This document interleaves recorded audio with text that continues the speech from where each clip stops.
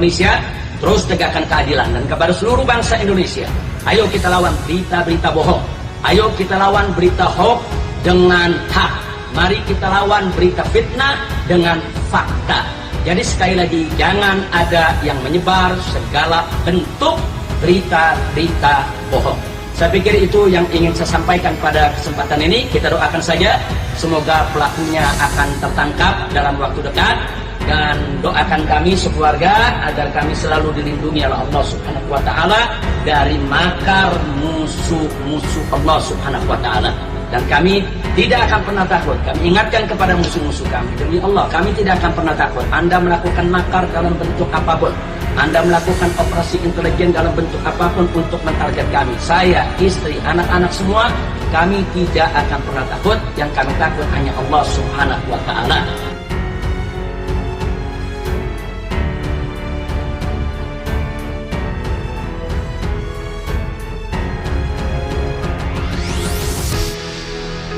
Berita terkini juru bicara Persatuan Alumni, Pak 212 Ustadz Haikal Hasan Baras menilai menjelang kepulangan Habib Rizik Syihab banyak framing demi mengesankan kriminal, menyudutkan, memojokkan, atau apapun untuk menjatuhkan nama baiknya.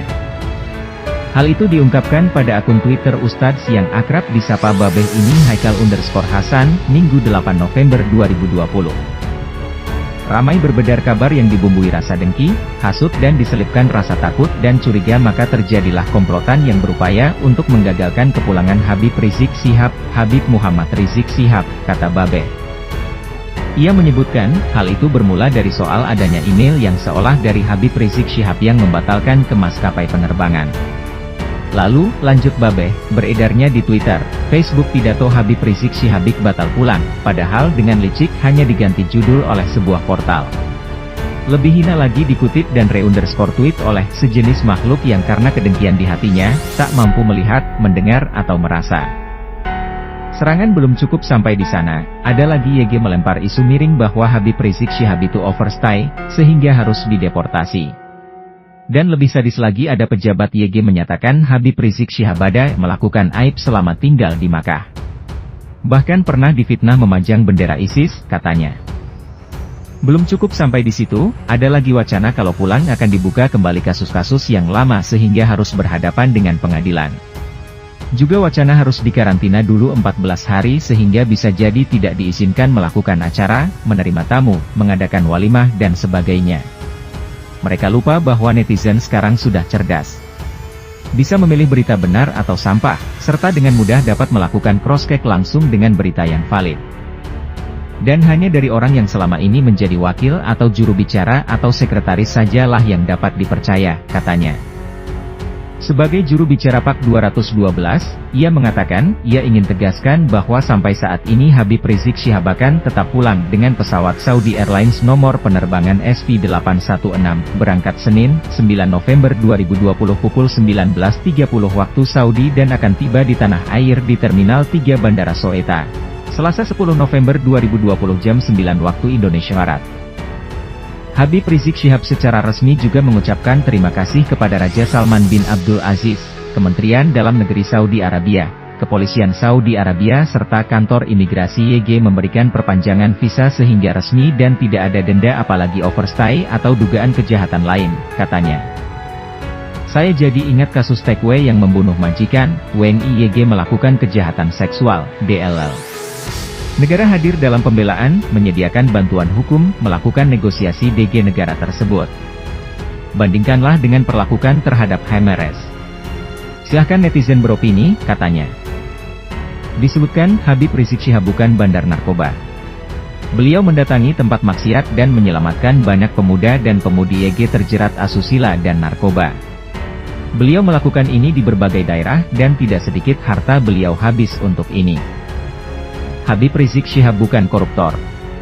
Beliau justru menguatkan KPK dan mendukung sepenuhnya pemberantasan korupsi di Indonesia. Sering dalam berbagai kesempatan mengapresiasi tindakan KPK dan beliau memegang data banyak koruptor dan banyak para korban yang melapor. Habib Rizik Syihab bukan cukong. Beliau tak pernah menggarong ataupun jadi backing dalam merampok harta negara. Walaupun beliau berteman dengan semua lapisan dan golongan, tidak ada jarak baik dalam hal etnis tertentu atau kebebasan beragama. Semua diperlakukan sama. Habib Rizik Syihab bukan pengusaha. Tidak ada bisnis beliau. Tidak ada sogok-menyogok, rekanan ini itu, apalagi komisaris. Beliau hanya seorang guru YG melihat ketimpangan dan berusaha meluruskan kembali. Beliau hidup susah karena hal ini. Namun beliau hadapi dengan segala resiko. Habib Rizik Syihab bukan pengecut. Beliau hanya menghindari kriminalisasi dari hal YG tak pernah dia lakukan sama sekali. Dan itu telah terbuktikan oleh Polri yang menyatakan SP3. Di mana bermakna beliau bersih dari yang dituduhkan. Habib Rizik Syihab bukan pimpinan partai manapun. Bukan tokoh politik manapun. Bukan Dewan Syura Parpol manapun. Namun beliau tokoh muslim terbesar saat ini YG mampu mendatangkan lebih dari 10 juta massa di Indonesia. Siapa yang sanggup demikian? Sampai di sini saya menantang, ucapnya. Sekali lagi, saya sampaikan, siapa yang sanggup demikian? Tidakkah ini membuka mata kalian bahwa beliau dicintai umat? Silahkan seluruh pimpinan partai bergabung dan serukan untuk berkumpul dengan dana sendiri-sendiri untuk datang ke Monas. Silahkan. Sanggup, ujarnya. Ketika posternya dibakar, serentak dari Papua sampai dengan Aceh, hampir di setiap sudut kita saksikan orang memajang posternya. Tanpa ada yang biayai, tanpa ada yang suruh, tanpa ada yang koordinir. Semua karena cinta dan adanya resonansi atas berkat rahmat Allah Subhanahu wa Ta'ala, kata Babe Haikal. Akhirnya hanya kepada Allah Subhanahu wa Ta'ala kami berharap, berdoa dan berupaya. Segalanya telah kami lakukan. Semuanya telah kami upayakan. Mudah-mudahan beliau bisa kembali ke tanah air yang sangat dicintainya, Selasa 10 November 2020 pukul 9 WIB, katanya.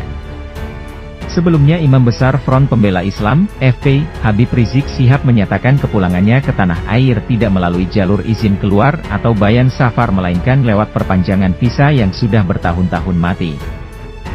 Disebutkan, imigrasi Arab Saudi sebelumnya telah menerima permohonan bayan safar atau exit permit darinya.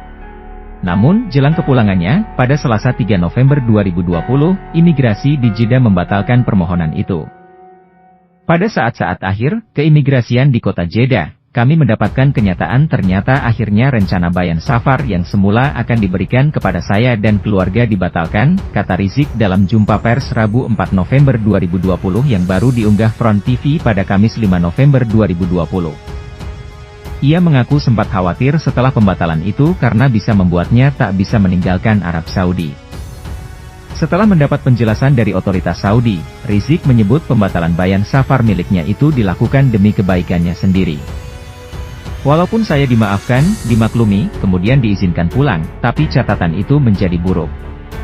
Karena itu otoritas Saudi menyatakan saya tidak layak mendapatkan bayan safar, ucap dia.